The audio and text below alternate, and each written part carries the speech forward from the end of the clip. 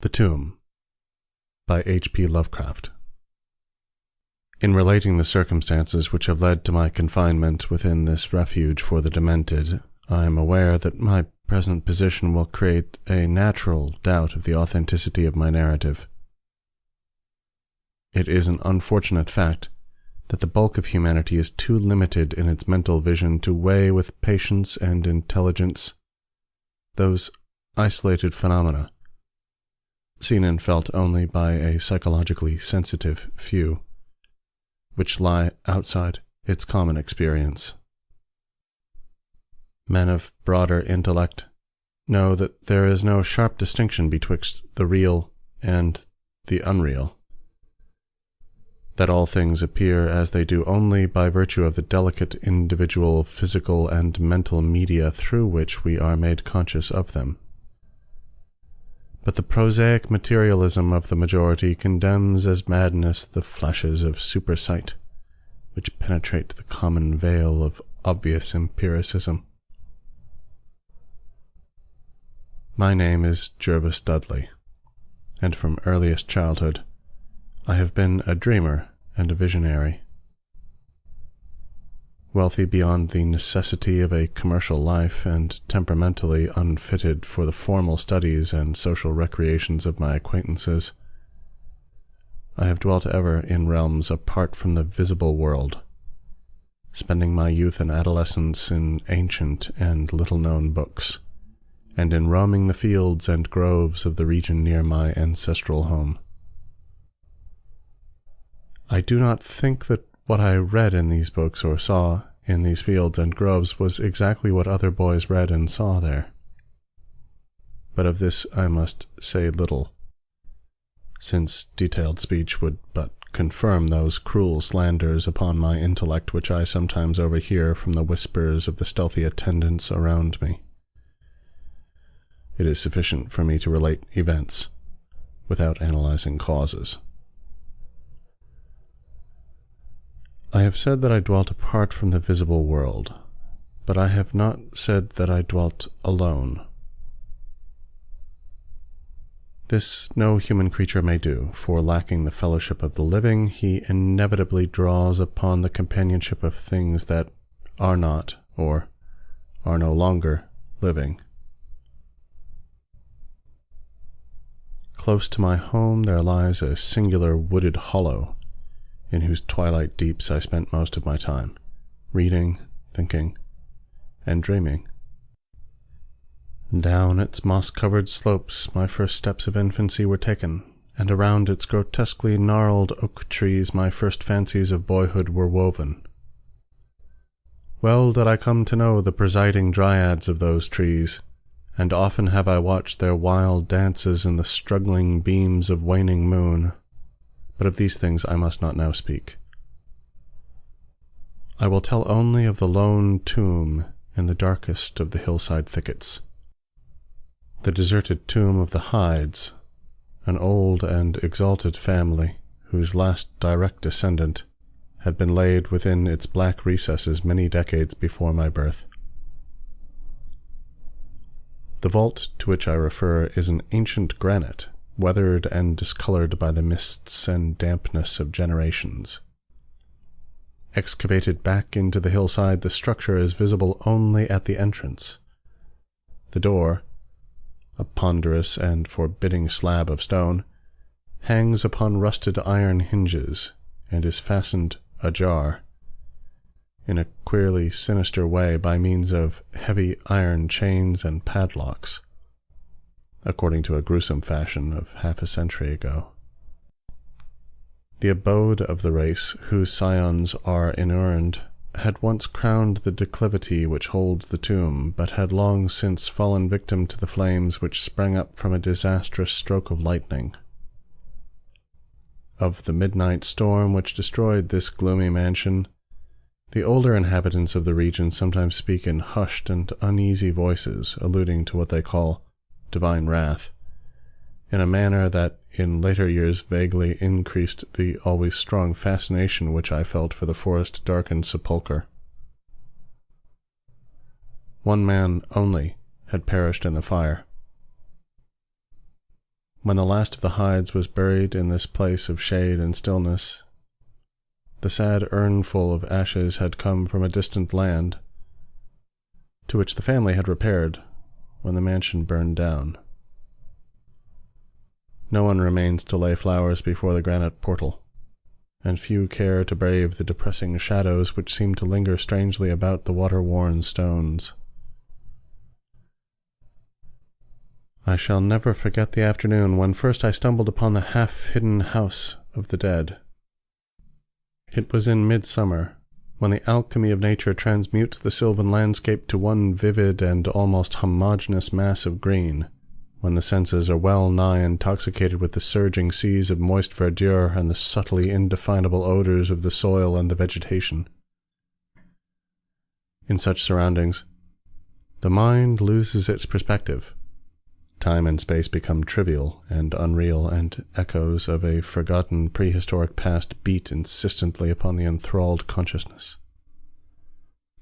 All day I had been wandering through the mystic groves of the hollow, thinking thoughts I need not discuss, and conversing with things I need not name. In years a child of 10, I had seen and heard many wonders unknown to the throng, and was oddly aged in certain respects.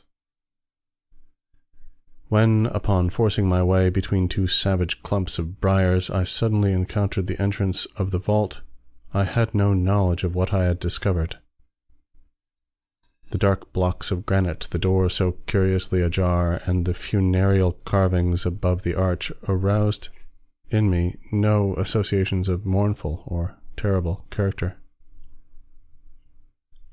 Of graves and tombs I knew and imagined much, but had on account of my peculiar temperament been kept from all personal contact with churchyards and cemeteries.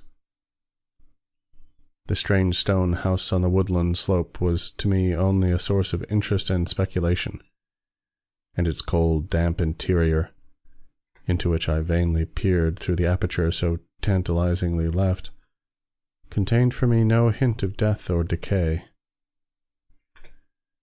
But in that instant of curiosity was born the madly unreasoning desire which has brought me to this hell of confinement, spurred on by a voice which must have come from the hideous soul of the forest.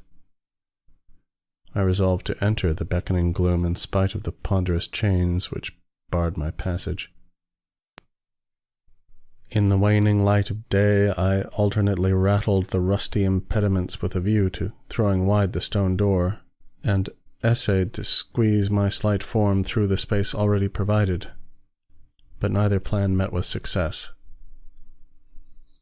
At first curious, I was not frantic, and when in the thickening twilight I returned to my home, I had sworn to the 100 gods of the grove that at any cost I would some day force an entrance to the black, chilly depths that seemed calling out to me.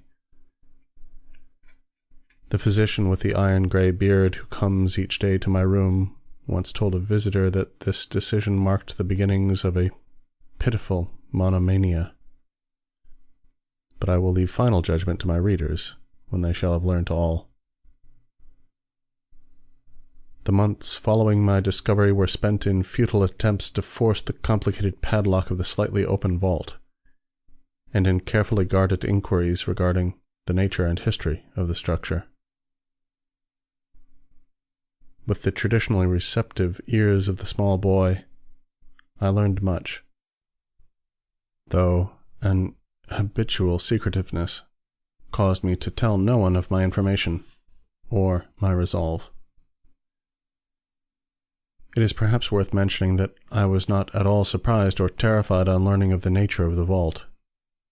My rather original ideas regarding life and death had caused me to associate the cold clay with the breathing body in a vague fashion, and I felt that the great sinister family of the burned-down mansion was in some way represented within the stone space I sought to explore. Mumbled tales of the weird rites and godless revels of bygone years in the ancient hall gave to me a new and potent interest in the tomb, before whose door I would sit for hours at a time each day. Once I thrust a candle within the nearly closed entrance, but could see nothing save a flight of damp stone steps leading downward. The odor of the place repelled yet bewitched me.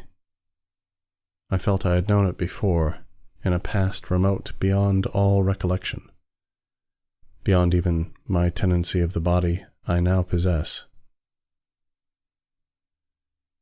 The year after I first beheld the tomb, I stumbled upon a worm-eaten translation of Plutarch's Lives in the book-filled attic of my home.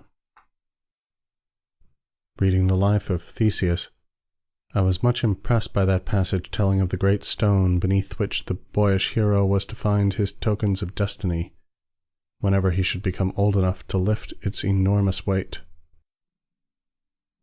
This legend had the effect of dispelling my keenest impatience to enter the vault, for it made me feel that the time was not yet ripe. Later, I told myself, I should grow to a strength and ingenuity which might enable me to unfasten the heavily chained door with ease. But until then, I would do better by conforming to what seemed the will of fate. Accordingly, my watches by the dank portal became less persistent, and much of my time was spent in other, though equally strange, pursuits. I would sometimes rise very quietly in the night, stealing out to walk in those churchyards and places of burial from which I had been kept by my parents. What I did there I may not say, for I am not now sure of the reality of certain things, but I know that on the day after such a nocturnal ramble I would often astonish those about me with my knowledge of topics almost forgotten for many generations. It was after a night like this that I shocked the community with a queer conceit about the burial of the rich and celebrated Squire Brewster, a maker of local history who was interred in 1711, and whose slate headstone, bearing a graven skull and crossbones, was slowly crumbling to powder.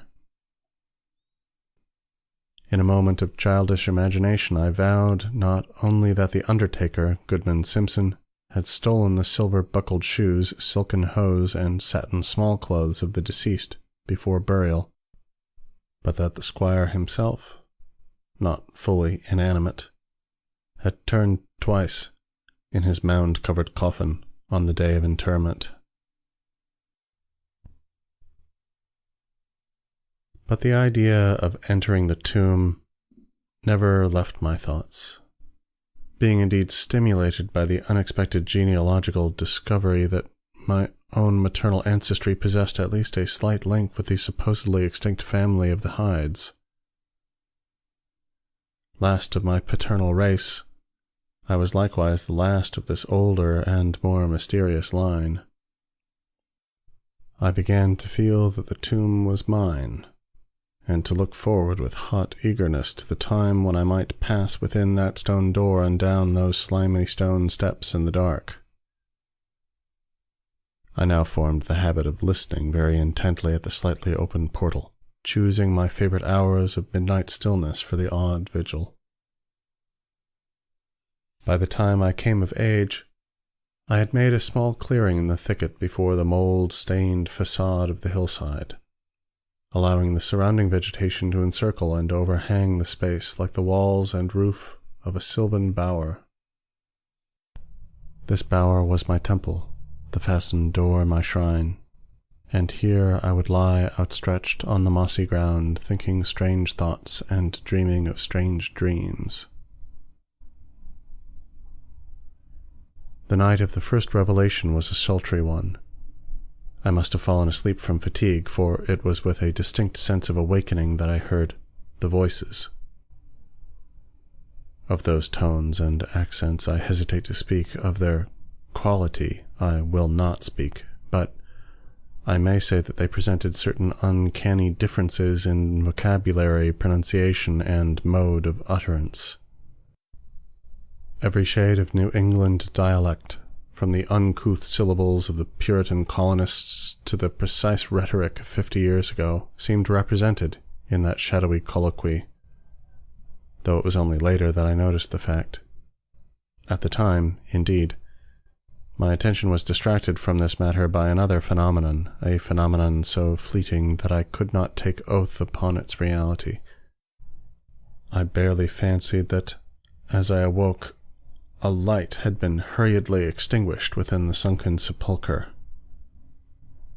I do not think I was either astounded or panic-stricken, but I know that I was greatly and permanently changed that night. Upon returning home, I went with much directness to a rotting chest in the attic, wherein I found the key which, next day, unlocked with ease the barrier I had so long stormed in vain.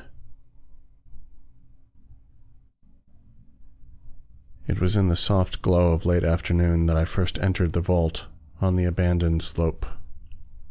A spell was upon me, and my heart leapt with an exultation I can but ill describe. As I closed the door behind me and descended the dripping steps by the light of my lone candle, I seemed to know the way. And though the candle sputtered with the stifling reek of the place, I felt singularly at home in the musty charnel house air. Looking about me, I beheld many marble slabs bearing coffins, or the remains of coffins. Some of these were sealed and intact, but others had nearly vanished, leaving the silver handles and plates isolated amidst certain curious heaps of whitish dust.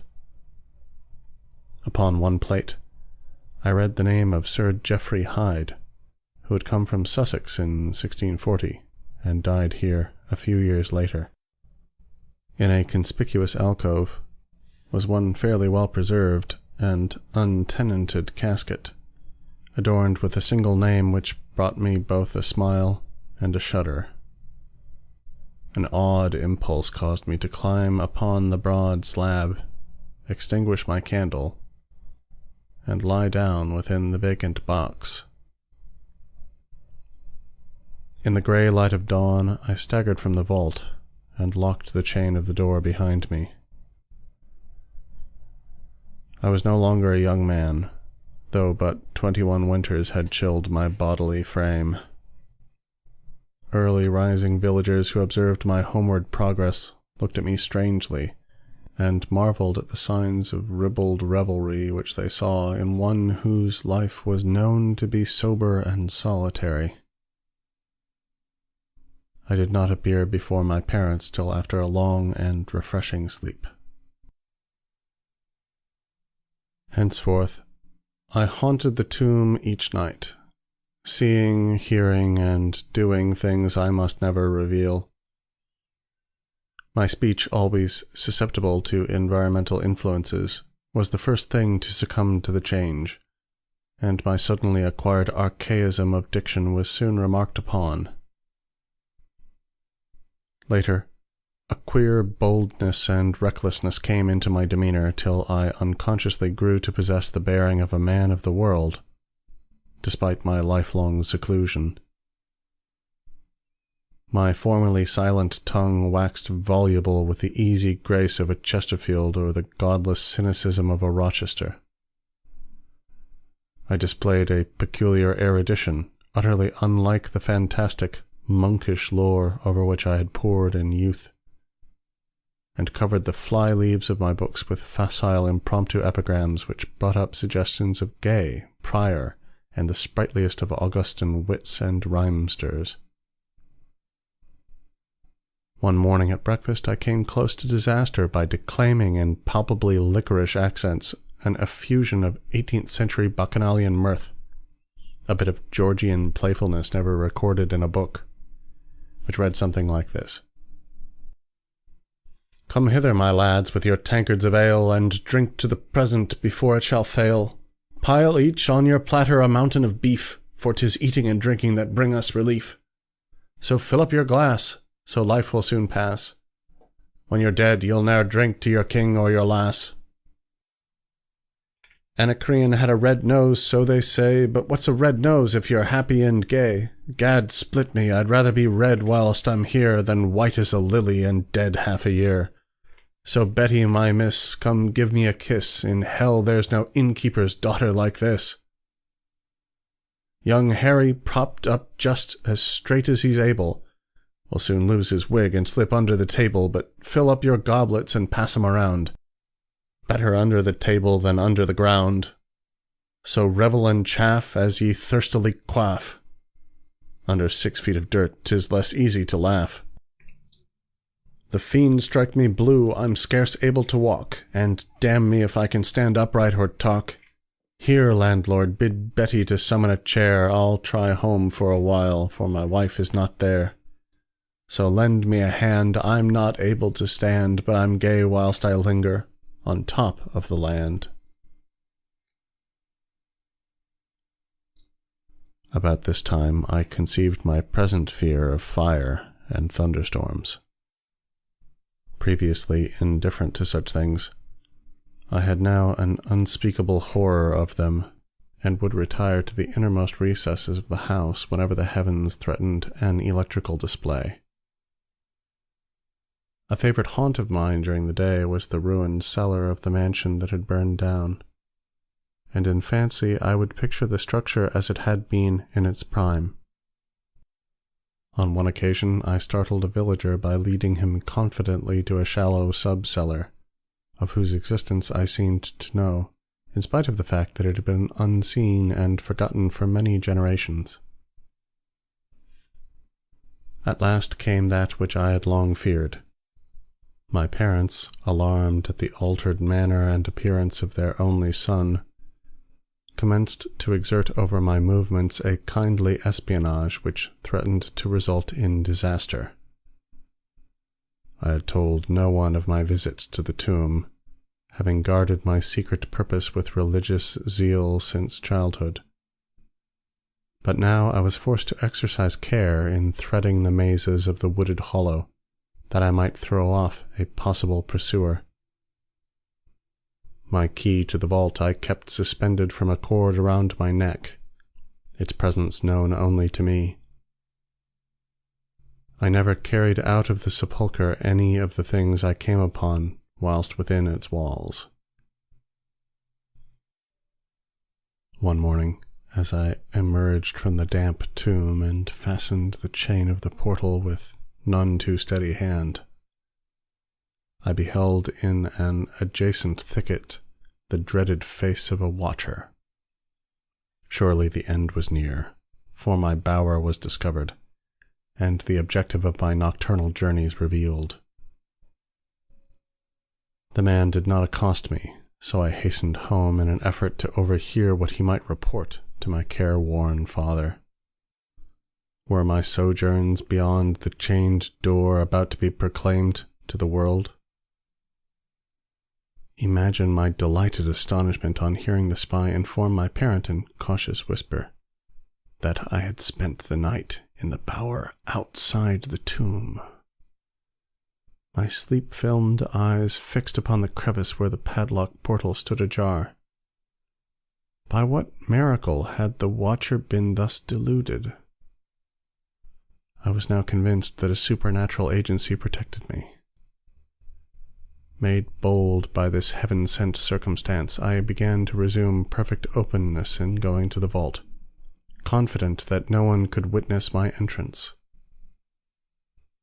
For a week I tasted to the full the joys of that charnel conviviality which I must not describe, when the thing happened, and I was borne away to this accursed abode of sorrow and monotony. I should not have ventured out that night, for the taint of thunder was in the clouds, and hellish phosphorescence rose from the rank swamp at the bottom of the hollow. The call of the dead, too, was different. Instead of the hillside tomb, it was the charred cellar on the crest of the slope whose presiding demon beckoned to me with unseen fingers. As I emerged from an intervening grove upon the plain before the ruin, I beheld in the misty moonlight a thing I had always vaguely expected. The mansion, gone for a century, once more reared its stately height to the raptured vision, every window ablaze with the splendor of many candles. Up the long drive rolled the coaches of the Boston gentry, whilst on foot came a numerous assemblage of powdered exquisites from the neighbouring mansions. With this throng I mingled, though I knew I belonged with the hosts rather than the guests. Inside the hall were music, laughter, and wine on every hand. Several faces I recognized, though I should have known them better had they been shriveled or eaten away by death and decomposition. Amidst a wild and reckless throng, I was the wildest and most abandoned. Gay blasphemy poured in torrents from my lips, and in my shocking sallies I heeded no law of God, man, or nature. Suddenly a peal of thunder, resonant even above the din of the swinish revelry, clave the very roof and laid a hush of fear upon the boisterous company. Red tongues of flame and searing gusts of heat engulfed the house, and the roisterers, struck with terror at the descent of a calamity which seemed to transcend the bounds of unguided nature, fled shrieking into the night. I alone remained, riveted to my seat by a grovelling fear which I had never felt before. And then a second horror took possession of my soul. Burnt alive to ashes, my body dispersed by the four winds, I might never lie in the tomb of hides. Was not my coffin prepared for me? Had I not a right to rest till eternity amongst the descendants of Sir Geoffrey Hyde?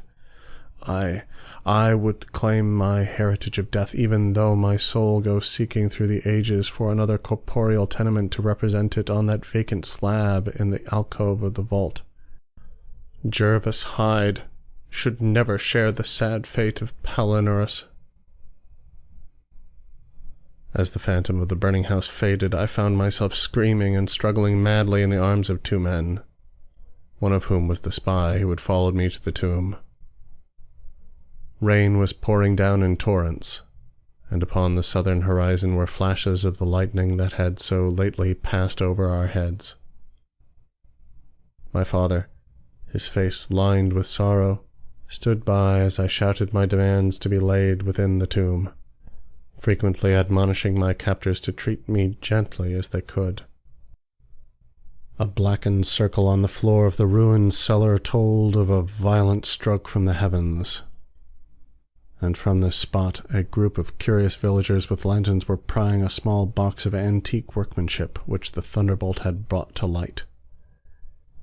Ceasing my futile and now objectless writhing, I watched the spectators as they viewed the treasure trove, and was permitted to share in their discoveries. The box, whose fastenings were broken by the stroke which had unearthed it, contained many papers and objects of value, but I had eyes for one thing alone. It was the porcelain miniature of a young man in a smartly curled bagwig, and bore the initials J.H. The face was such that, as I gazed, I might as well have been studying my mirror. On the following day I was brought to this room with the barred windows, but I have been kept informed of certain things through an aged and simple-minded servitor, for whom I bore a fondness in infancy, and who, like me, loves the churchyard. What I have dared relate of my experiences within the vault has brought me only pitying smiles. My father, who visits me frequently, declares that at no time did I pass the chained portal, and swears that the rusted padlock had not been touched for 50 years when he examined it. He even says that all the village knew of my journeys to the tomb, and that I was often watched as I slept in the bower outside the grim facade, my half-open eyes fixed on the crevice that leads to the interior. Against these assertions I have no tangible proof to offer, since my key to the padlock was lost in the struggle on that night of horrors. The strange things of the past which I learnt during those nocturnal meetings with the dead he dismisses as the fruits of my lifelong and omnivorous browsing amongst the ancient volumes of the family library. Had it not been for my old servant Hiram, I should have by this time become quite convinced of my madness. But Hiram, loyal to the last, has held faith in me, and has done that which impels me to make public at least a part of my story. A week ago, he burst open the lock which chains the door of the tomb perpetually ajar, and descended with a lantern into the murky depths. On a slab in an alcove he found an old but empty coffin, whose tarnished plate bears the single word Jervas. In that coffin, and in that vault, they have promised me I shall be buried.